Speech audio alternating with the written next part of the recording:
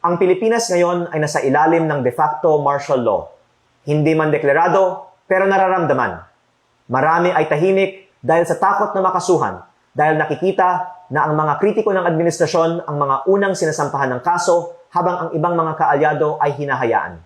Dahil dito, ang ibang mga batas ay inaaprubahan ng walang debate at may mga bilyon-bilyon pisong mga budget na hindi kinakwestiyon. Kasama dito ang mga pambayad para sa ibang mga media at social media personalities at mga troll farms na nagpapalaganap ng fake news at umaatake sa mga kritiko ng administrasyon. Ganito din sa panahon ng martial law ni dating Presidente Ferdinand Marcos Sr. Ngunit maraming mga miyembro ng oposisyon, civil society at pribadong sektor ay lumaban sa diktatura.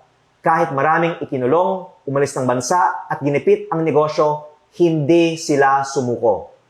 Ako po ay naniniwala na ang mga nagsasalita ngayon ay magtatagumpay rin laban sa korupsyon katulad ng mga nauna sa atin at ang mga nananatiling tahimik ay maaalala bilang mga kasabwat sa pinakamalaking korupsyon sa kasaysayan ng ating bansa. Umaasa rin po ako na ang mga nagsasalita tungkol sa korupsyon sa gobyerno ay proprotektahan ng taong bayan at gagamitin nila itong pagkakataon upang ibahagi ang katotohanan para sa kinabukasan ng ating bayan.